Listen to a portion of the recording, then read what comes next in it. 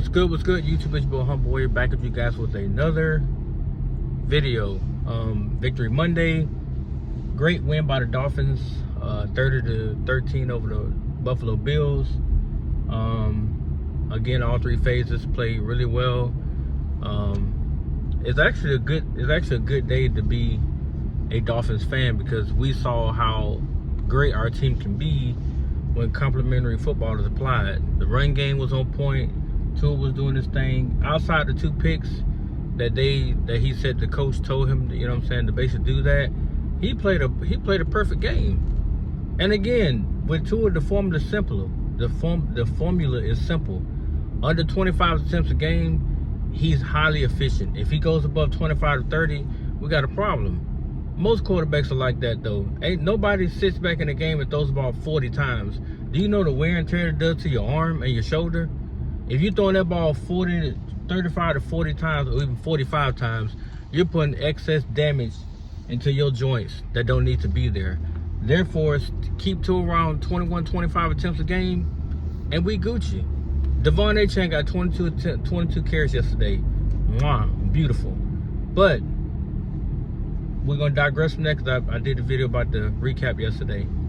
So I wanted to talk today about the fan base. So it's been like a lot of people are getting upset about over the win. They're saying we should tank the season and basically compete to get Mendoza from Indiana. And I'm here to tell you, Mendoza's not a prototypical quarterback to me. He's not. I'm in the mindset to go get Chris Bell, the young receiver out of Louisville, the 6'4" protege that can run like a deer, that can make contested catches, that can run around the route tree. That reminds me of one Julio Jones, that type of guy. Yes, I'd rather go get him, or Jermaine Bernard from Alabama, the 6'3" receiver that can run, that literally can run every damn route that you want. He can block, he can extend plays, he goes out the backfield, motion, no motion. He can run the deep ball, he can do everything. Go get you a receiver like that, of that caliber, that's going to spread the field, and that will allow Tua, who will occasionally throw a 60-yard bomb, to put them in position to catch the ball. Why sit over here and draft Mendoza and he has nothing but short receivers? Or better yet, he got the same operational offensive line that Tua's had the last 6 years. What's the point in that? So what if you draft Mendoza, what is that gonna do?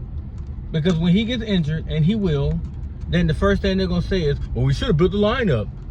I wonder why you didn't do that for Tua. I wonder why you didn't apply that same tactics to a guy that you drafted 5th overall in 2020, but you magically glossed over the fact that he needs a competent offensive line in order for that offense to run.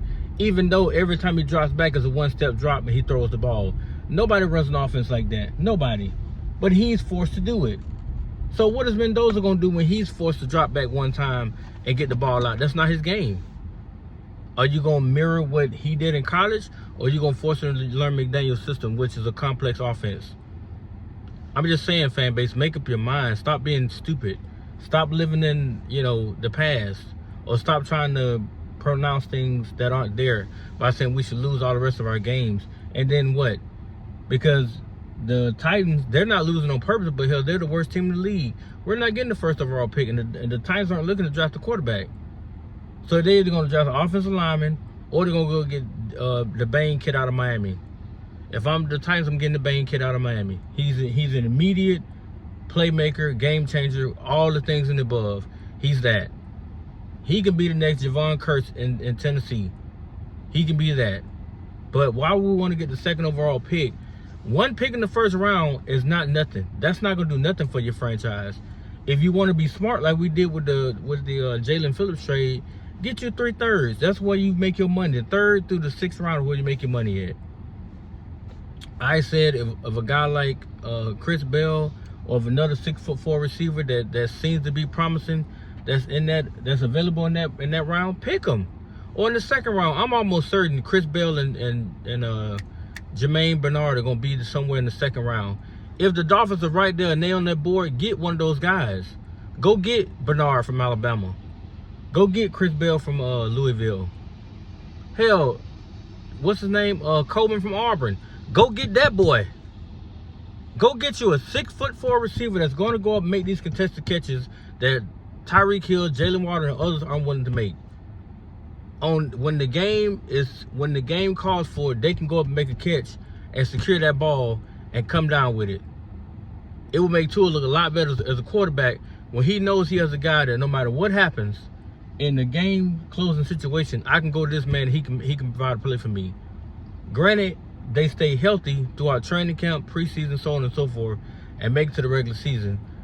These are the type of guys you need. We already got A-Chan, we already got Ollie Gordon, we already got Jalen Wright. We can build a lineup. We don't need a running back committee no more. We got the running backs. We just need the line to be built up just a little bit. Left guard, right tackle, get your replacement center. And Patrick Paul he's a cornerstone. He's not going anywhere. So you left guard, left tackle's locked up for the next 10 years. We ain't got to worry about that. We have to build along the offensive line. And then on defense, go get us a linebacker. Go get us a safety. Like they said in the first round, Caleb Downs, a smart, capable player that can play coverage and can come down and provide run support. Those type of guys will help the team tremendously. But we can't just focus on quarterback, man. So you go, like I said, you go get Mendoza now, and then you basically lottery your whole future on him for the next 4 or 5 years, and he don't pan out. If he don't put in the same production as Tua has, then you stuck. You stuck.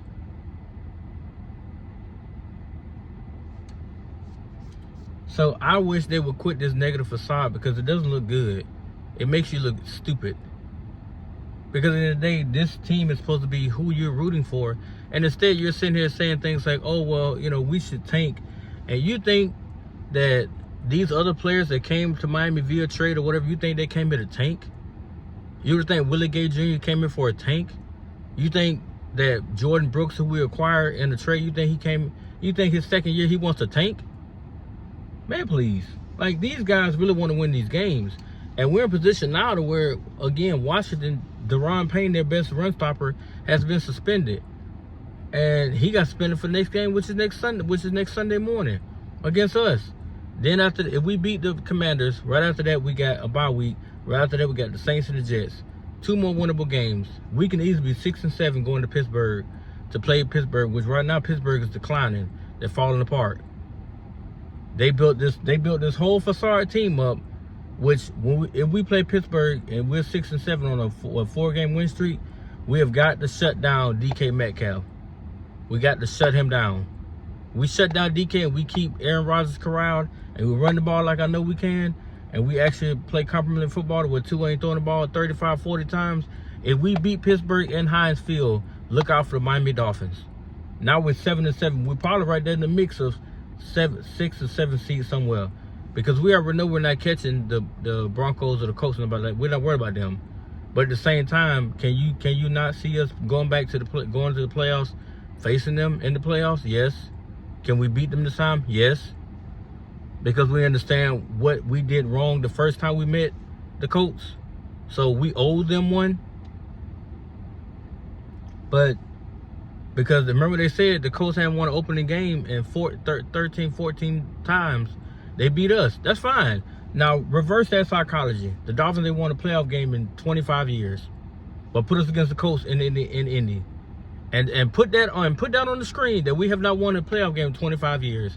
And watch the magic that happens in Indy. If that does happen, boy, that's going to be a great-ass day to be a Dolphin fan. We are literally going to tear the city up. I don't care. We can go here. We can go to Denver.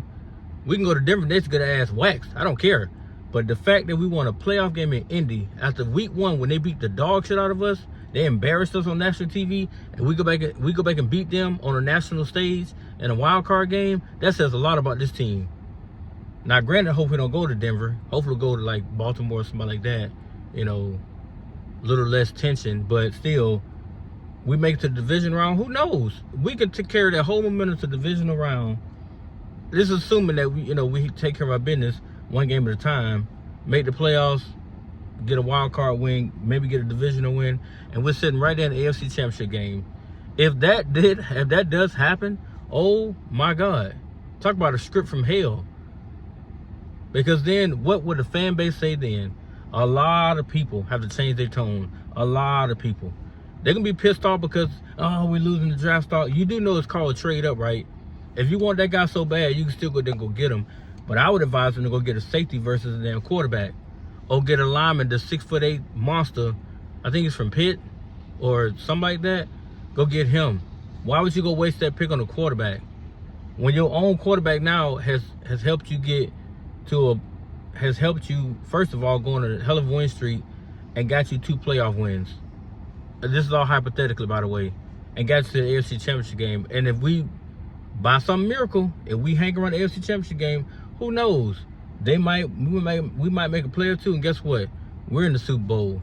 If Tua gets to the Super Bowl this year, how we started, and how he's played, why go draft his replacement? What sense does that make? All you gotta do now is tweak little things here and there, and we right back in the same spot again. But I want to win a ring. So we get to the Super Bowl and we play the Lions or whoever. I'm gonna damn it's a shootout. Let's shoot it out. Hell, hopefully by then Tyreek will be back.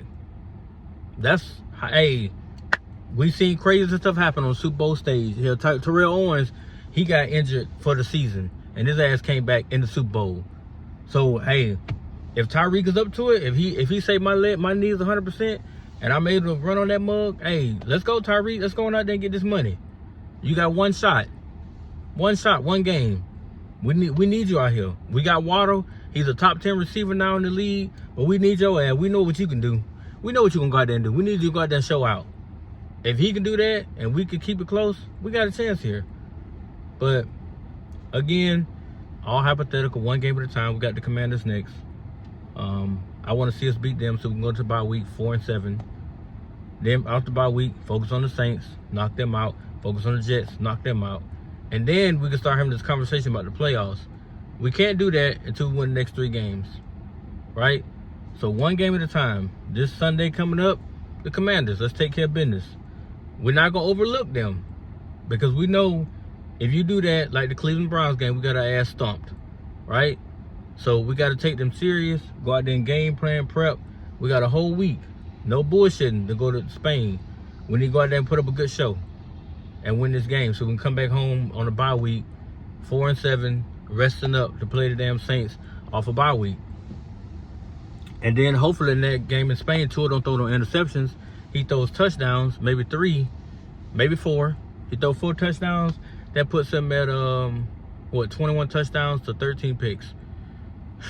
And then hopefully he can keep this streak of no picks for the rest of the season, and he'll stop at 13 and just put up 35, 36 touchdowns. Not bad. The 13 picks though, hey, we could chalk him up to whatever we want to chalk him up to. But that's my message to the fan base, guys. Stop being so damn negative. We still got a chance here, and we're gonna see how it goes from Sunday to Sunday. But that's my time, guys. I got to get in the store and buy some stuff. So, yeah, peace.